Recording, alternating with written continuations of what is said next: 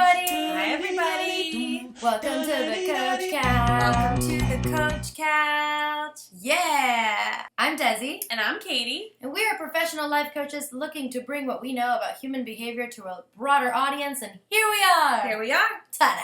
Ta-da! Alright, today we're going to talk about what to do when your BFF gets diagnosed with Lyme, or anything else that might slow them down. Yeah. So, the key question here is, what does support really look like? So the first step is to just be with the breakdown. So when I got diagnosed with Lyme, the thing I noticed was that a lot of people didn't know what to do. They didn't understand it. And what I've realized is the only thing I needed from people was for them to be with me, to be with my diagnosis, to be with me through the process. Mm-hmm. I was trying to process it all as well and learn how to take care of myself in a new way. And that's all I needed from the people that I loved. So just know that the person that you're trying to support is also trying to process everything, to make sense of everything. And that it's actually counterproductive to the healing process to step over your feelings or that person that you love, to step over their feelings. So that's where this really starts. Mm-hmm. Step 2, ask honest questions. I'm really sorry you got Lyme, but I don't understand very much about it. Can you tell me how it feels? In high school, before I got diagnosed, this is how I felt. Just happy, energy. I felt like myself. Mm-hmm. Here's how I feel with Lyme disease.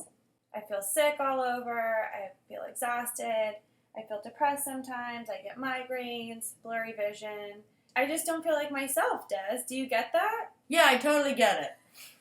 Totes get it. Why are you wearing that mask? I mean, I'm not trying to get you migraines, girl. Oh, come on, you jerk. It's not airborne. So we're actually just joking. But not. Really, ask what's going on. Yeah. The thing I really wanted was just for people to ask me, like, what are you feeling? What does it feel like? Be actually curious to be more in tune with your friend. Then they'll know you really care. So step number 3 in our 3-step process is to give a higher level of support than you've ever given before. When I got diagnosed, I had a friend she would send me these texts sending me light and love, and what I really needed was for her to get mad with me. Mm-hmm. People often make the mistake of asking, what do you need? What do you need? And I didn't know what I needed. I had all this medication, all these vitamins. So much. And the thing is that people in breakdown actually have no idea what they need. So a lot of times it's just a process of trial and error. You know, you have to ask, would you like me to come to the pharmacy with you? Can I grab you some food? What can I get you? I'm going to stop by. I bought Katie a statue of Queen Nefertiti because Katie's a queen. Aw, you're so sweet. You're a queen too. Hey, Desi. Yeah. Have you ever seen one this big? No. Look at this. Here's one last bit about support, guys. It's important to understand the limitations of the present moment. What I mean by that is your friend is going through a lot.